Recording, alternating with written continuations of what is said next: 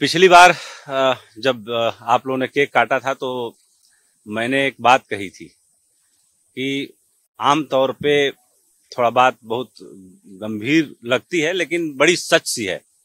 और बात यह है कि जैसे जैसे हम जीवन में आगे बढ़ते हैं, हमारे जीवन के दो सिरे हैं, दो ध्रुव हैं। एक ध्रुव है जब हम पैदा होते हैं, लेकिन हमें ये नहीं पता होता कि हम किस देश में पैदा होंगे, किस समय में पैदा होंगे, कहाँ पैदा होंगे। ये हमारे बिल्कुल कंट्रोल में नहीं है और इस पृथ्वी पर जन्म लेने वाले किसी भी मानव के कंट्रोल में नहीं है।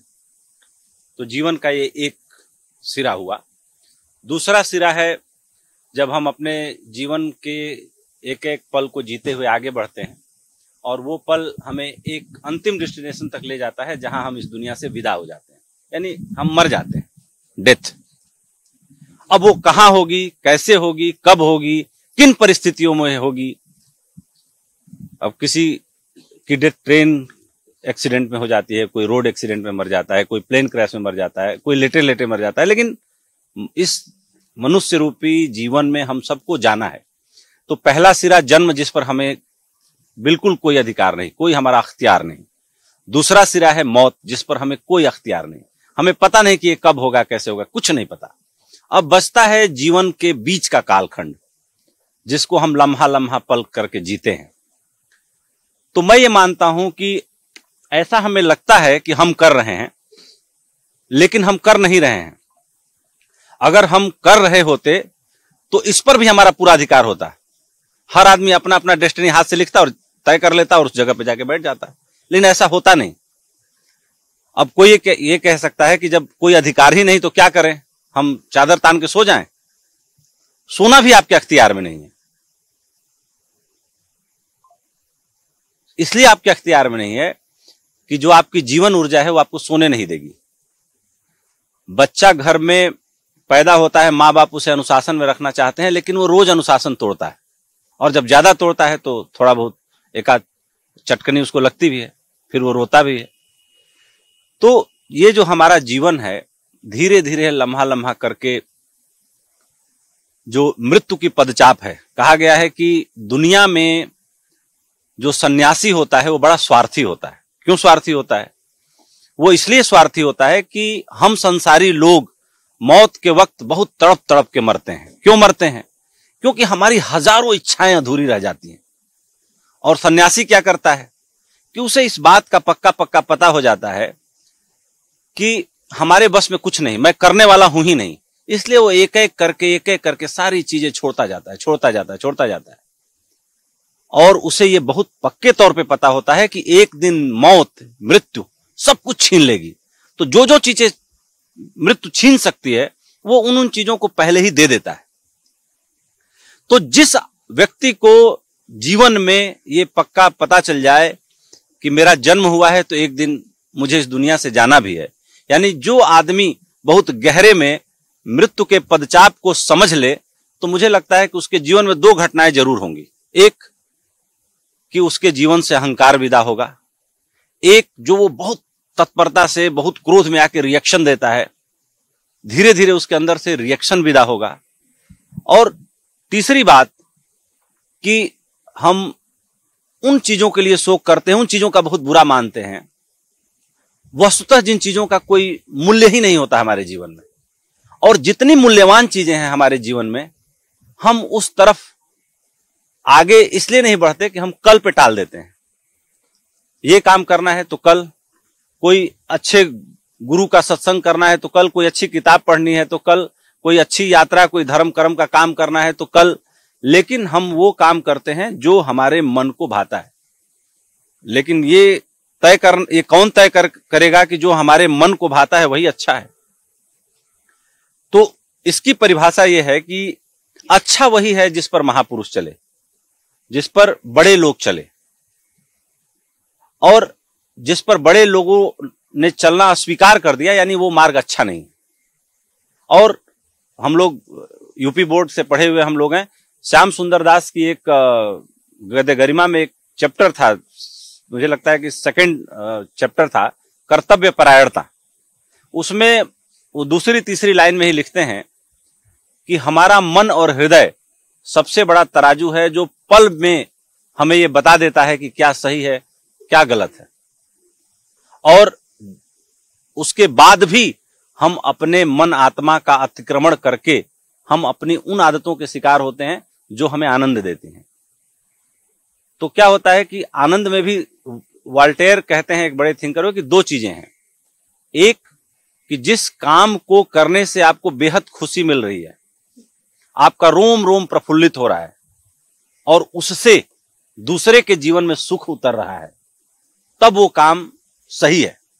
लेकिन जिस काम को करने से थोड़े पल की खुशी तो आ रही है, लेकिन बाद में आप मूर्छा की तरफ बढ़ रहे हैं, एक दूसरे ट्रांस में जा रहे हैं, जैसे दारू पीने पे होता है कि थोड़े पल का आनंद तो आता है, लेकिन उसके बाद आप मूर्छा में चले जाते हैं, आपकी चेतना जो है विस्मृत हो जाती है, धूमिल हो जाती है। तो मैं आज के दिन अपने साथियों से यही कहूंगा, और हर अपने बर्थडे पे मैं एक आध बातें जरूर करता हूं, कि हम अपने जीवन में सब अच्छा करना चाहते हैं, लेकिन हम अच्छा करने से क्यों चूक जाते हैं? सिर्फ एक कारण से, कि हम अच्छा की उम्मीद दूसरे से करते हैं, जब हमारी बारी आती है तो फिर हम कल पे टाल देते हैं। तो जो अप दीपो भव, बुद्ध ने कहा कि अपने दीपक स्वयं बनो, और उसकी शुरुआत बहुत छोटे काम से की जा सकती है। जैसे हम कई लोगों को देखते हैं, लगता है कि यार ये पागल है क्या, रास्ता साफ कर रहा है। वो पागल नहीं है, पहली बार वो जगह है और कोई ऐसा काम वो कर रहा है जिससे दूसरे के जीवन में सुख उतरे। पुण्य वही है जो दूसरे के जीवन में सुख ले आए। तो गोस्वामी तुलसीदास ने भी इसको लिखा कि परहित सरिस धर्म नहीं भाई, पर पीड़ा नहीं सम अधिकाई, कि परोपकार से बड़ा कोई पुण्य नहीं और बेवजह दूसरे को तकलीफ देने से बड़ा कोई पाप नहीं। इसी बात को भगवान शंकर ने जब गणेश और कार्तिकेय की परीक्षा ली तो पूछा कि पाप और पुण्य क्या है, तो भगवान गणेश ने यही बात कही जो तुलसीदास जी ने कही। तुलसीदास जी से बहुत पहले इस बात को कहा गया होगा कि पुण्य वो है जो परोपकार से पैदा होता है, यानी कि जिस काम से आप दूसरे को खुश करते हैं, दूसरे के जीवन में खुशी ले आते हैं, कुछ उसके जीवन में मूलभूत सुधार करते हैं। हम हमेशा ये सोचते हैं कि काश हमारे पास खूब पैसा होता और मैं खूब दान धर्म करता तो ये अच्छा काम होता। इसी पर ये बात कही गई कि न 9 मन तेल होगा न राधा नाचे की कहानी ये है। दान धर्म उपकार पैसे से तो बिल्कुल नहीं होता। और क्या होता है कि ये कहानी में पढ़ रहा था कि एक संत थे, वो किसी बड़े आदमी के घर गए, तो घर गए तो उन्होंने देखा कि उनका घर बहुत आलीशान है और उसमें टोटल 100 कमरे थे और रहने वाले 2 आदमी। उनका एक ही बेटा था, वो अमेरिका चला गया था। तो उन्होंने पूछा कि ये बाकी कमरों का आप क्या करते हैं? तो उन्होंने कहा कि कुछ नहीं, नौकर चाकर हैं, रोज साफ सफाई करते हैं, ताला बंद कर देते हैं। तो उन्होंने कहा कि भाई इस घर को आप, एक छोटा सा घर, आपके पास इतना पैसा, अपने लिए कोई एक छोटा सा हट बनवा लीजिए, उसमें रहिए। तो उन्होंने कहा करे बाप दादों की दी हुई पुरखों की निशानी है, अब क्या बनवाएं, अब तो इसी में इतना साल जी लिए, इसी में मरेंगे, लेकिन आप ऐसा क्यों कह रहे हैं? तो उस संत ने कहा कि देखिए, मैं इसलिए कह रहा हूं कि एक कमरे में तो आप लोग रहते हैं, लेकिन 99 कमरों में आप लोगों का अहंकार रहता है। तो हमारे पास जो जरूरत से ज्यादा चीजें हैं वो हमारे अहंकार की निशानी है। अब एक कपड़े से भी काम चल जाता है, लेकिन हमारे विचारों पर कौन राज करता है? कैसे हमें, हमारे वार्डरोब कपड़ों से भरे हुए फिर भी हम कपड़े खरीद लाते हैं। पश्चिम का एक लेखक हुआ वान पकार्ड, उसने किताब लिखी हिडन परसुएडर्स। तो हिडन परसुएडर्स के कुछ पन्ने मैंने पढ़े पलट पलट के, पूरा तो नहीं पढ़ पाया हूं। उसमें एक बात मुझे समझ में आई और मुझे भी बड़ा आनंद आया उसको समझते हुए, कि पूरी दुनिया में साबुन बनाने का एक ही फार्मूला है जिस सोप से हम लोग नहाते हैं, लेकिन उसको अलग अलग फ्रेग्रेंस, अलग अलग पैकेजिंग, अलग अलग मॉडलिंग। और एक कहावत है कि दुनिया में कोई भी सामान बेचना हो तो उसके साथ एक लड़की का फोटो खड़ा कर दो, सामान बिकने लगेगा। तो जो लॉ ऑफ अट्रैक्शन है, क्योंकि लोग अट्रैक्ट होते हैं विपरीत के प्रति, पुरुषों की आबादी दुनिया में औरतों से बहुत ज्यादा है, तो ये हमें कौन बताता है कि हमारे सूट का जो डिजाइन है वो थोड़ा पुराना पड़ गया है, ये साबुन है जब वो मजेदार साबुन नहीं रहा, ये शैम्पू है अब ये बाल ठीक से साफ नहीं करता। ऐसा कुछ नहीं है। न शैम्पू ने अपना गुणधर्म बदला है, न शर्ट आपकी फटी है, न आपकी कोट पुरानी हुई है। ये हमारे दिमाग में धीरे धीरे करके मार्केटिंग स्ट्रेटेजिस्ट ने डाल दिया, समझा दिया।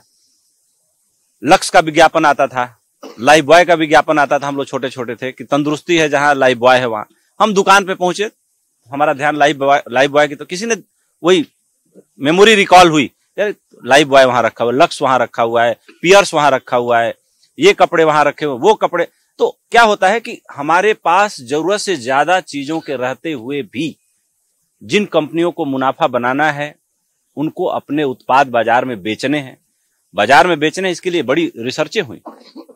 जब अमेरिका में पहला शॉपिंग मॉल सन 1960 में खुला तो उसके लिए स्टैनफोर्ड यूनिवर्सिटी के कुछ प्रोफेसरों ने सलाह दी कि जब आदमी परचून की दुकान पे जाता है तो लिस्ट लेके जाता है, उसके दिमाग पर एक दबाव होता है कि क्या क्या लेना है, और कुछ लोग जो लिस्ट लेके नहीं जाते वो भूल जाते हैं, उनको बार बार दुकान पे आना जाना पड़ता है। तो उन्होंने कहा कि हम क्यों ना ऐसी व्यवस्था करें कि आदमी आए स्वतः ही सारी चीजें चुने।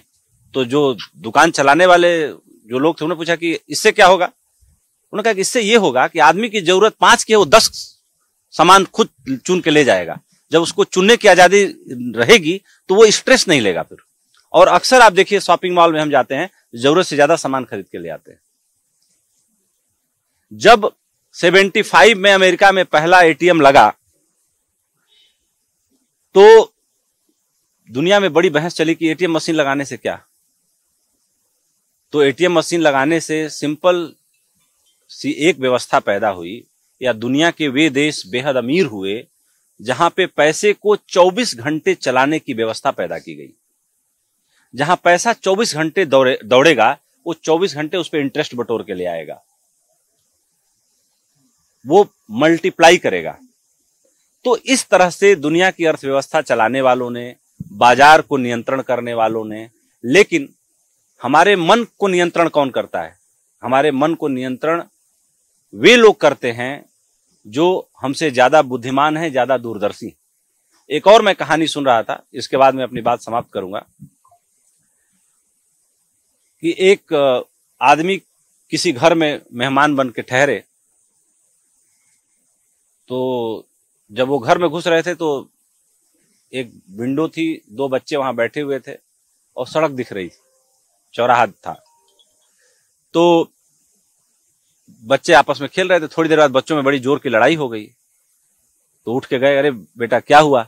तो इसने मेरी कार ले ली। तो उसने कहा नहीं, इसने मेरी कार ले ली। बोले कार कहाँ है? बोला कार चौराहे पे। तो बोला कि तो वो तुम दोनों के बीच एक्सचेंज कैसे हुआ? बोला नहीं, जो पहले देख लिया उसकी पहले उसकी कार हुई, और मैंने पहले देखी तो ये कार मेरी हुई। तो मैंने इस कहानी को सुनते वक्त ये सोचा कि कार वाले को पता ही नहीं कि कार की ले ली गई है।